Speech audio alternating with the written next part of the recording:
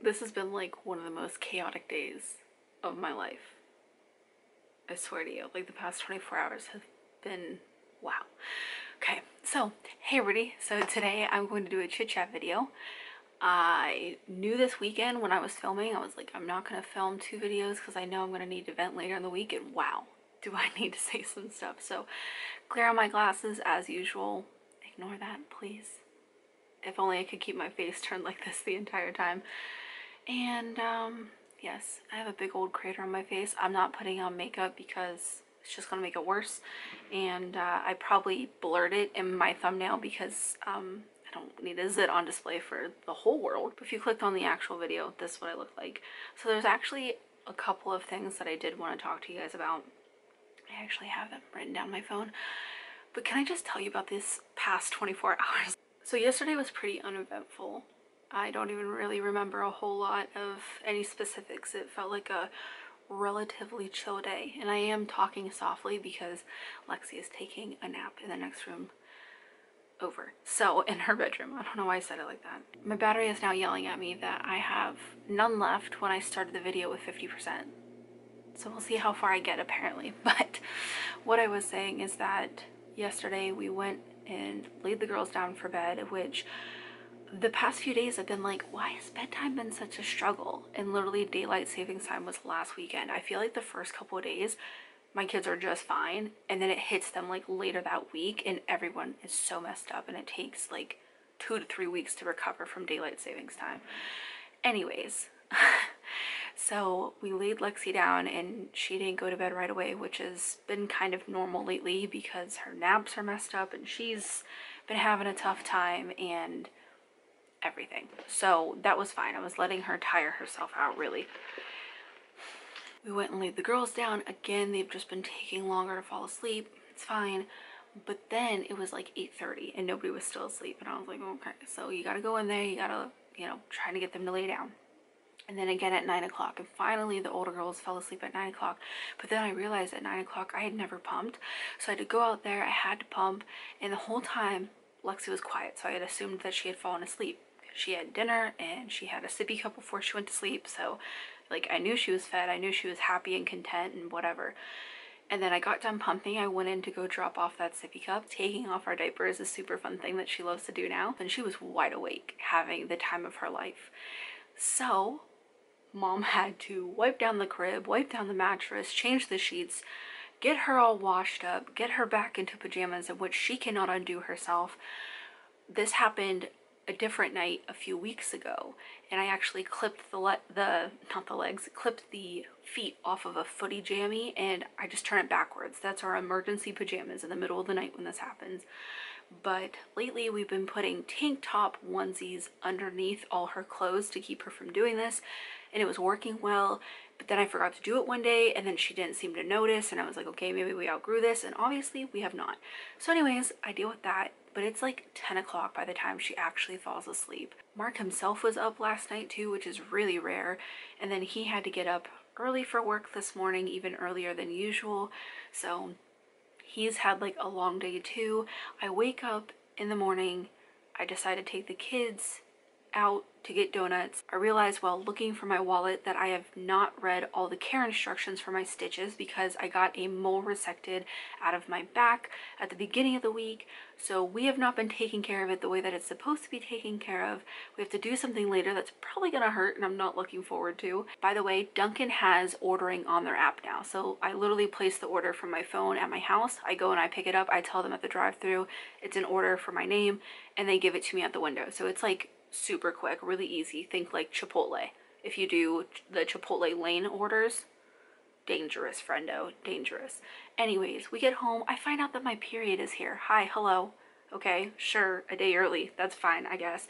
And then I go to get on Instagram. So I pull up my camera on Instagram in my stories to talk about my eventful 24 hours. And I'm greeted with this thing. And I know it looks fine here, like it looks like a zip, but it looks fine.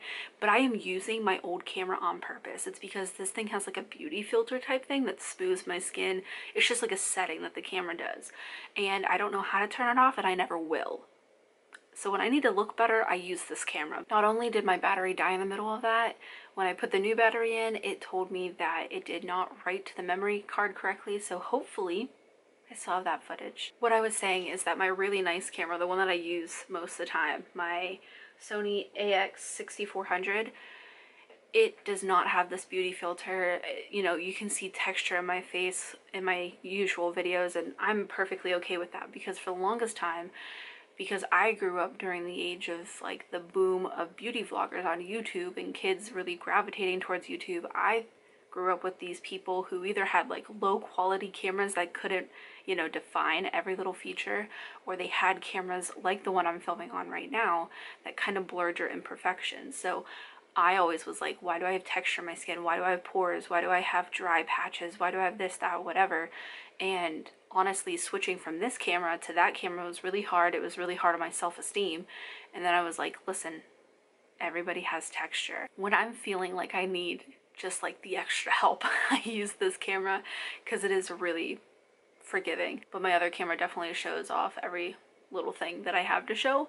I messed with so many settings in the beginning, and I just realized that, you know what, you're gonna see my texture, you're gonna see my skin. Like, I'm not perfect, I'm not a beauty guru, I don't spend hours on my makeup or anything, nothing wrong with any of those, but it's just not me, and I'm not gonna pretend it is. So flaws and all, you'll see it. But on this video, I would just love not to show this incredible, glorious gift. Carrie, if you're watching this, thank you for the Starbucks gift card. I was talking in my stories about how I went to Dunkin' to get this. This is an iced chai latte, almond milk. I got 3 caramels, but I'd get 2, maybe even 1, because it is very sweet on its own. It's okay. It's like a 7 out of 10, but I have a Starbucks drink that I love.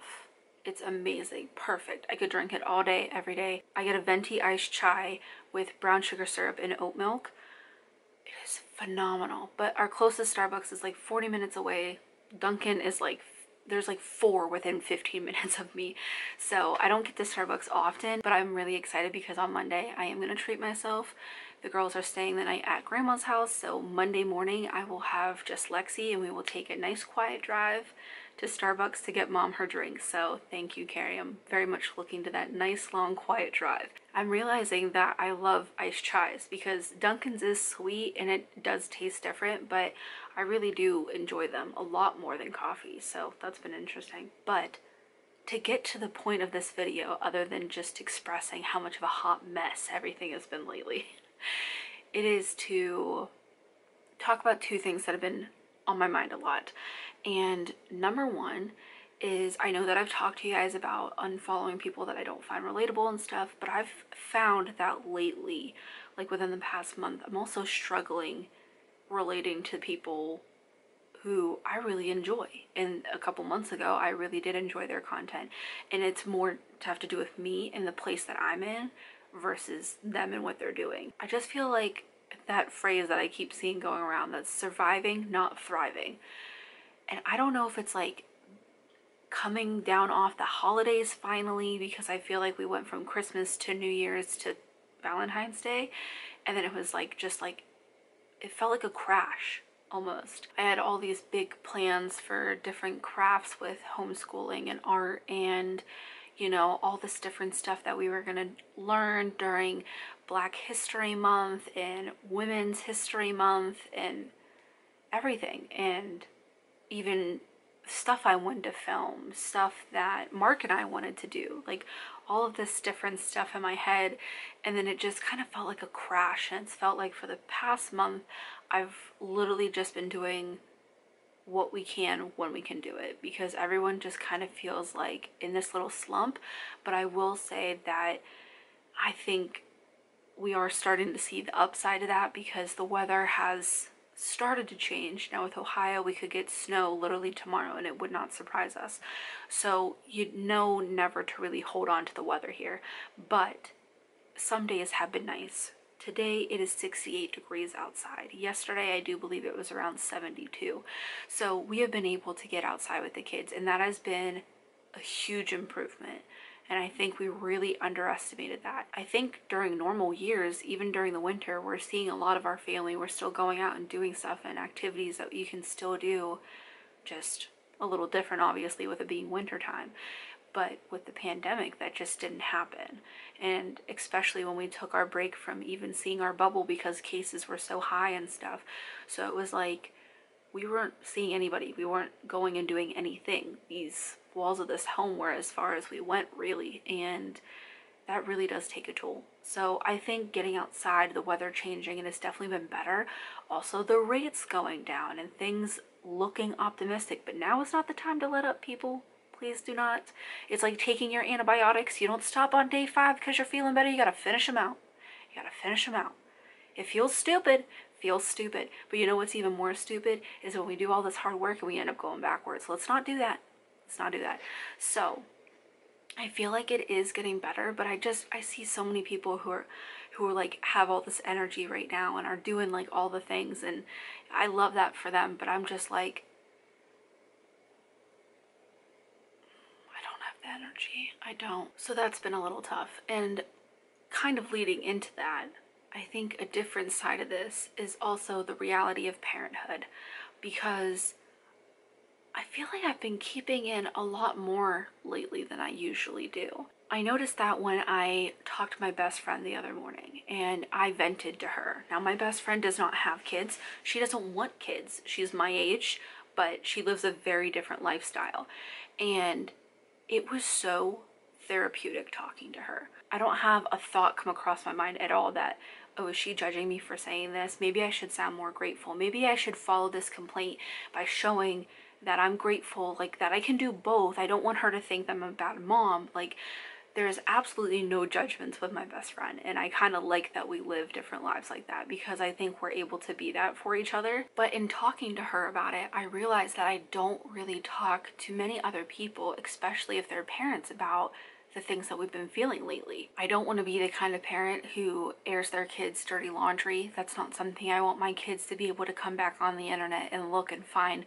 I want to respect their privacy. At the same time, parenting is hard, and I think keeping those struggles to yourself does a disservice as us as parents, because there are a lot of things that we can relate to, but I think a lot of people don't speak up because it's like, oh, they're complaining. Well, you chose to have kids, so like, what's the problem? And aren't you grateful for the kids that you have? Because if you were, you wouldn't be complaining like this. And if motherhood's so hard, then like, why'd you have kids or anything? This whole mentality around, you have the kids that you chose to have, now shut up, do everything yourself, do not rely on anybody else for physical, emotional, or mental support, and don't let us hear any kind of complaints, because you should be grateful 24/7, and we don't want to hear it. It is toxic.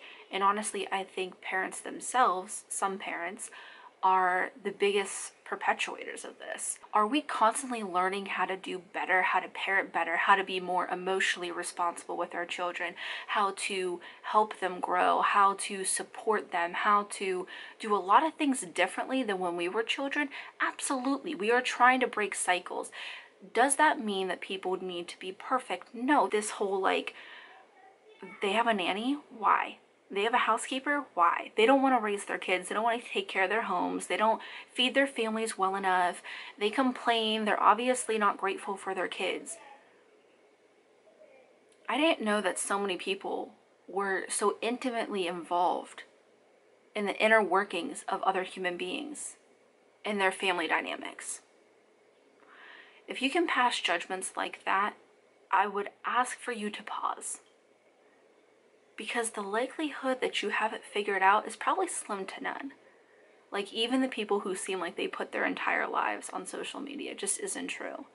And I don't know how on one hand we can commend mothers and parents in general on everything that we can do and the ways that we can thrive and that we take care of so much and we juggle so much, and in the next hand ridicule them for taking some of the stuff off their plate.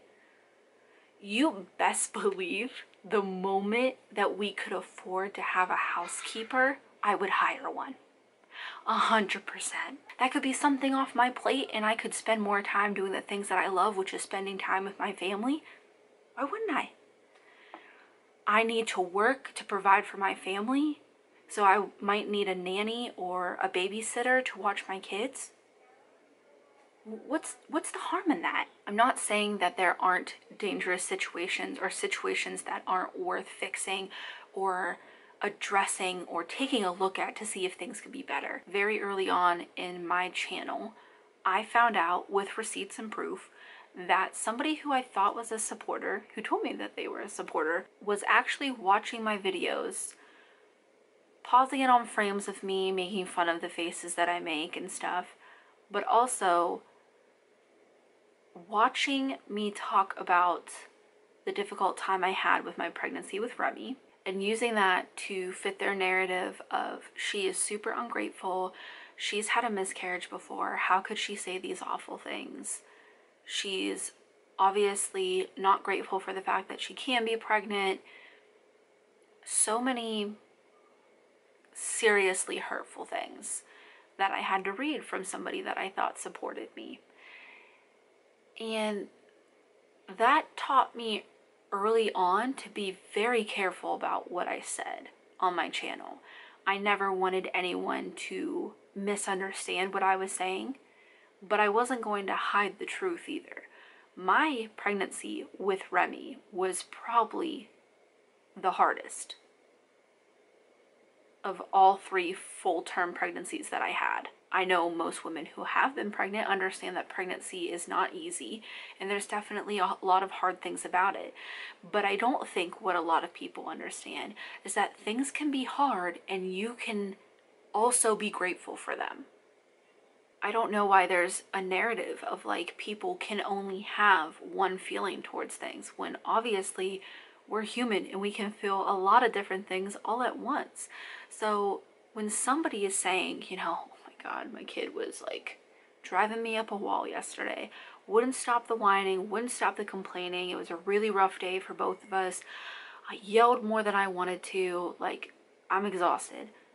It's not that that person doesn't want to be a parent anymore, or that they don't like their child, or anything like that. It means that they had a hard day, that they're paying attention to their child, that they are in tune what's going on with their child. Them having a difficult time parenting is showing the fact that they are involved enough to have a difficult time of parenting. Toxic positivity around parenting is disgusting and exhausting. But I've found myself holding back at the same time, because you do see that open criticism of parents a lot.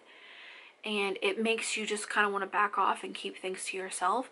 And recently in my stories, I opened up again about it just being, you know, a rough few days. And so many of you were like, thank you. Like, at least it's not my own kids. I don't know what's going on lately. Like, I forgot how relieving that can feel, because we are really in tune to our own families. We are paying attention to them and trying to help them grow and better our kids and take care of them and love them the best that we can. And the hard things that you go through can seem so personal, and it can be isolating when you feel like you can't speak up without being ridiculed. So it feels really lonely sometimes. So just having other parents speak up and be like, dude, this is driving me nuts today. It's like that. I'm not alone. Your kid's doing that too? All right. Okay. I'm not completely failing as a parent.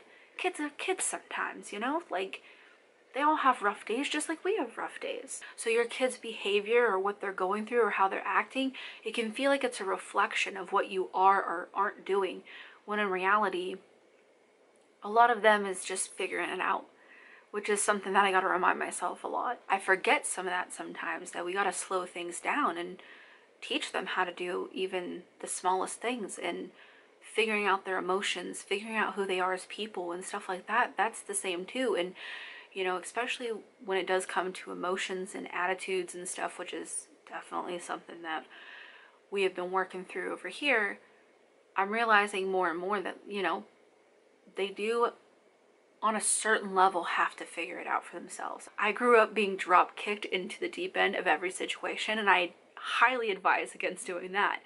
But what I mean is, you can validate their feelings, you can give them the tools that they need, but you can't also lead the horse to water, is what I'm saying. But in the end, they're kind of the ones who have to slowly put those pieces together themselves, and it's not always an easy process. I know my kids are great kids. I will stand beside them any day. Like, I am so proud of them. I think they are phenomenal kids. They're the coolest kids I've ever met. Hang out with them any day. But there's some times where I'm like, am I screwing this up? Am I hurting them? Am I not doing a good enough job as a mom? Like, could I be doing more? Is there something? And there will just be a moment where they don't even know that I'm in the room, or they don't know that I'm watching or anything, and they'll do something and I'm like, no, I'm doing all right. Like, you just get really proud of them, and the puzzle pieces come together for yourself almost. That was probably really long-winded, but it's just something that has been on my mind a lot, about how we've been kind of feeling like we've been going through it over here and trying to work on certain stuff with the girls, all of them. And, you know, it can really feel isolating when you're not talking about it with anybody. And when I talked to my best friend and I didn't have that fear of judgment or criticism, I was just like, I wish more people had this. And I think the best thing that I can do is to just like let you guys know that anytime we're talking in comments, or anytime you want to DM me on Instagram and talk there, like, I'm always open to talking to you guys, because I know how hard this is, especially during a pandemic where a lot of people are staying home and staying safe, and that means even more time alone together and not quite socializing or doing the things or getting out the way that you would. But it can kind of make it feel like things might be piling up. And if you don't have an outlet like that, if you don't have a place that you can feel, you know, validated in your own emotions, because parenting is hard. It's honestly one of the hardest things I've ever done, and I don't foresee it getting easier. You know, as your kids get older, as they become teenagers, as they have their own lives, like, our job's never going to be done, and I really don't think it gets any easier. I wish more people had some kind of support, some kind of outlet that they could turn to and just kind of say the things that they need to say. And during those conversations, don't feel like they need to follow up every little thing with like, but I love my kids so much, you know, like, I would never trade them for anything. And if you're going through it right now as a parent, I feel you. Times have definitely been a lot harder than I think they usually ever are, with all things going on. And I think we'd all be up for some precedented times, but I'm sure you're doing a great job. My camera keeps saying that it's overheated, but I just wanted to come on here and talk about those couple of things and make sure that it's very clear that you do have that kind of space with me, either here on YouTube or over on my Instagram. That's the two places that I am the most, but Instagram is far easier for me to get to on a daily basis. But I want you guys to know that, like, I know things can be hard and difficult, and sometimes you just need to vent and complain and be like, my kid's bouncing off the walls and driving me nuts. And that doesn't make you a bad parent. It really doesn't. Like, you don't need to follow it up with saying how grateful for your kids you are. I'm sure you are. And I'm sorry if people had made you feel like you weren't, or that you need to say those things, because it's just unfair, honestly. So, yeah. I hope everyone is having a less chaotic day, hopefully an even calmer weekend. I'm sorry for the amount of times I've touched my hair in this video. It's driving me crazy, trust me. I'm gonna annoy myself editing this and see how much I'm touching it, but I'm gonna go before my camera says that it's overheating again. I hope you guys have a great weekend. Thank you for hearing me out. Thank you for helping me create a supportive space. If you enjoyed this video, make sure you give it a thumbs up, and as always, thanks for watching.